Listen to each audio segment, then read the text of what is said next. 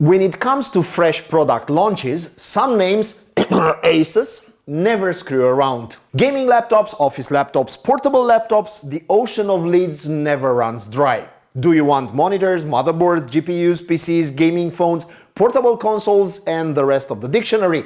The dudes got you covered. Now, hold your horses and throw away that stupid tinfoil hat. We're not brainwashing you into liking Asus. It's just that they keep launching a huge-ass number of products faster and more often than updates for your favorite pay-to-win game. Today, however, you and I will discover the ins and outs of a real special gizmo, aka the latest iteration of the Asus amazing Zenbook portable notebook. It's the definition of the ultrabook category with just 1 cm thickness, 1 kilo weight, OLED screen, and excellent battery life. All of this houses the big bad wolf under the hood, namely an i7 processor and 16GB LPDDR5 RAM. Note, there's also a version with 32GB and up to 1TB of NVMe storage. As such, ladies and gents, if you're looking for a fantastic MacBook Air alternative, you found it. Why and how? Let me explain everything in this video. Without further ado, let's get to know this butterfly that stings like a bee.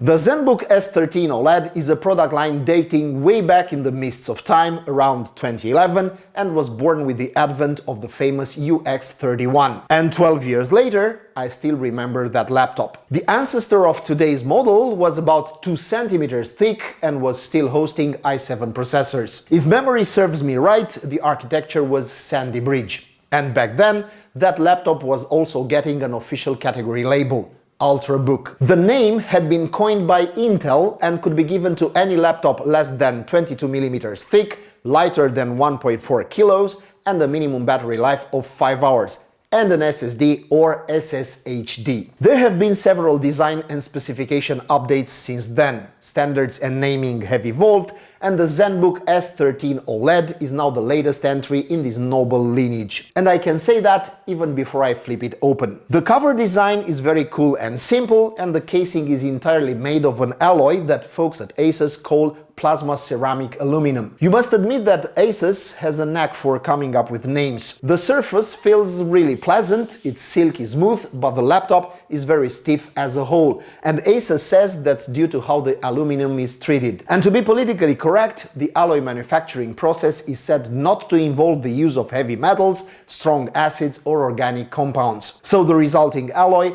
is 100% recyclable at the end of the product's life cycle. The dimensions of this model are 296 by 216 by 11 mm, and the weight is 1 kilo, which puts the laptop in direct competition with Dell XPS 13, Lenovo ThinkPad X1 Nano, Macbook Air, and Huawei's MateBook X Pro. It's a very competitive market segment, and for the users of this type of device, design, weight, and ergonomics are trigger materials. But the S13 OLED checks all these boxes. When you flip open the laptop, you'll probably notice the technical solution Asus used for the hinges. Called Ergo Lift, the system gently lifts the laptop off the desk when opening the lid, with the bottom edge of the lid acting as a foothold. In addition to the size perks, it comes with the extra of providing more efficient cooling and better sound spacing. But before we get to the speakers, let me tell you about the keyboard. Speaking of such a thin 13-inch laptop, my expectations weren't exactly high. There was clearly no room for the numpad, and those tiny half-size keys were as predictable as possible. But when I opened the lid, I found the keys to be reasonably well spaced, illuminated, and with decent feedback. But let's also speak of the downsides. We have half-size arrow keys, the enter is small, the keystroke is also a bit small,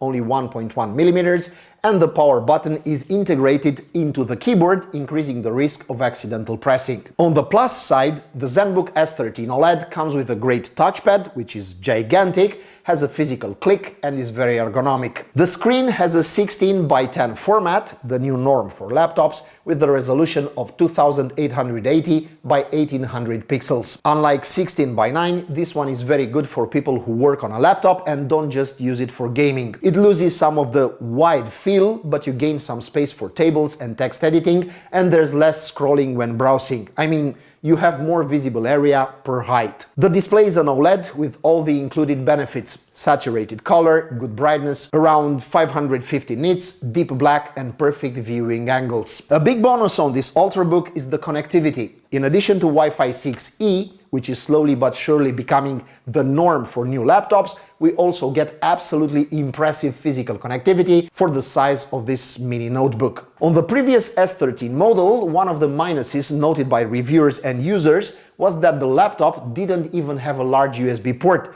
that Type-A one, and no Thunderbolt or Windows Hello. The 2023 variant comes to make up for all the problems pointed out. You now have not one but two USB-C ports with Thunderbolt support, a USB 3.2 Gen 2 Type-A port, and an infrared camera with Windows Hello authentication. How's that for progress? Plus, the laptop also comes with an HDMI 2.1 port, a rarity even on full-size laptops, and an audio combo jack. If I'm going to be nitpicky though, I'd mention that the S13 OLED doesn't have a fingerprint sensor. And now I'd just like to say a few more words about the speakers, which are co-engineered with Harman Kardon, and for a laptop this size, they sound excellent. The sound is unexpectedly ample, likely thanks to the placement of the speakers on the sides of the laptop. Oh yeah, and the cooling system is extremely quiet in normal mode, so unless you run demanding tasks, the sound from the speakers won't be disturbed in any way. Overall, the laptop looks very straightforward and office-like, and the keyboard is just acceptable, but I really appreciated the materials used, the build quality, and the number of ports. The size is small, and the screen has the right format and good resolution, plus it's an OLED. So far, I rate it 9 out of 10, just because the keyboard could have been a little bit better. That said, let's go to performance. The laptop comes with either an i5 or an i7 CPU. The version we tested packs the stronger processor, and I find it admirable that Asus has somehow managed to cram an i7 into this slim chassis. It's an i7 1355U, a 10-core CPU, of which 2 are performance cores and 8 of them are efficient cores. Totaling 12 threads, the processor has a theoretical TDP of 55 watts. On measurements, the processor drew a max of 40.9 watts, which is normal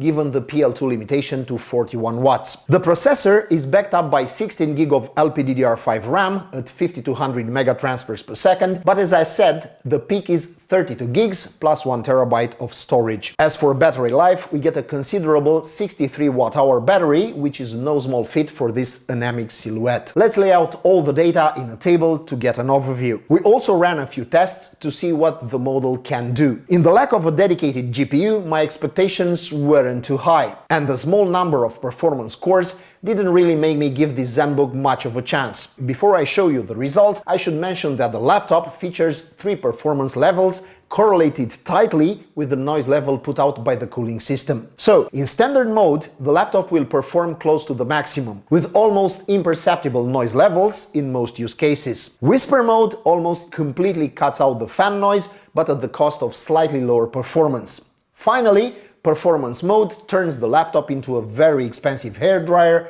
but obviously maximizes performance. That said, let's go to the results. It's also interesting if you compare it to the Huawei MateBook X Pro, which uses an Intel Core i7 1260p, a slightly older CPU, but with more performance cores and more power. In Cinebench R20, the MateBook X Pro scored 655 for single core and 3885 for multi-core. The Zenbook S13 OLED comes pretty close to these scores, considering it is 2 performance cores short and 10 watts less power consumption. I'll hold back my urge to test this laptop in gaming, even though the integrated Iris Xe GPU is theoretically capable of running games like CSGO at low settings. If you're using the Zenbook S13 for gaming, you've picked the wrong laptop, because where it shines is in office productivity and on-the-go entertainment, not frags in CSGO. Incidentally, I took it with me on a 3-day trip to another city, and to my surprise, I didn't need the charger the whole time, even though I used the laptop for at least 3-4 hours a day. Until then, however, let's have a closer look at the screen, because it is quite remarkable. Asus calls this panel OLED Lumina and boasts top-notch specs: 0.2 milliseconds response time, 1:1 contrast, 100% DCI-P3 coverage, and brightness fit for sunny outdoor work too. In addition, the resolution of 2880 by 1800 pixels is enormous for a screen of only 13 inches, resulting in a pixel density of 255 ppi and very good perceived image quality. All in all, considering the Lilliputian dimensions of the laptop, I'm happy with the results from the benchmarks. The Zenbook S13 OLED manages to strike a balance between noise, heat output and performance, and the display is absolutely stunning. Is all this reflected in the user experience? Well, let's see. I've had this laptop for a week and used it both in the office and on the go, and for the specifics of my job, the Zenbook S13 was a good fit. It's comfortable to use, has a bright and readable screen from any angle, and doesn't hang heavy in my luggage. It also comes with a protective case, but that increases the size of the package. The charger is very small, smaller than some phone chargers, and the USB-C to USB-C cable provided in the package has an appreciable length, which helped me type from my bed in the hotel room, even though the outlet was quite far away. This is where I noticed the second problem, in addition to the below average ergonomic keyboard. Due to the shape and construction solution whereby the cover becomes a stand, using the Zenbook S13 on your lap becomes uncomfortable after a while. And that's because the laptop thin edges presses against your feet and leaves marks if you use the laptop this way for a longer time. The solution I came up with is a simple one and takes advantage of this model's design. I open the lid completely, 180 degrees, holding the laptop like a tablet or a book. The 180-degree fold is equally useful when you want to show something to more viewers, and along with the impressive viewing angles, the user experience in this scenario is smooth. And speaking of presentations and video calls, the Full HD camera, while not the best in this segment,